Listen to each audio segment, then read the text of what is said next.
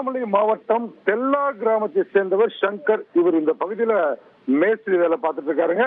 இன்று என்ன பண்றாருன்னா, இவங்களோட உறவினர்கள் மகன், மருமகள், 7 மாத பெண் கைக்குழந்தை கிருத்திகா, இவங்க ஒரு 5 பேர் என்ன பண்றாங்கன்னா, திருச்செந்தூர் போறதுக்கு அவங்க முடிவு செய்து பேருந்து மூலியமாக திண்டிவனம் ரயில் நிலையத்துல திருச்செந்தூர் விரைவு ரயில்ல ஏற முயற்சி பண்றாங்க.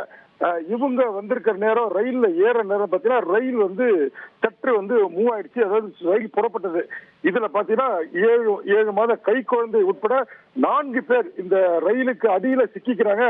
காரணம் பாத்தீங்கன்னா, கால் எடுத்து வைக்கிறாங்க, ட்ரெயின் மூவ் ஆயிடுச்சு. இவங்க கீழே ஒரு சத்தம், குழந்தை அலறல் சத்தம் கேட்ட உடனே ரயில் இருந்த பயணிகள் உடனடியாக அபாய சங்கிலி பிடிச்சு இழுக்கிறாங்க. உடனடியாக ரயில் நிறுத்தப்பட்டது. சிறிது தூரம் போய் தான் அந்த ரயில் நின்று இருக்கு.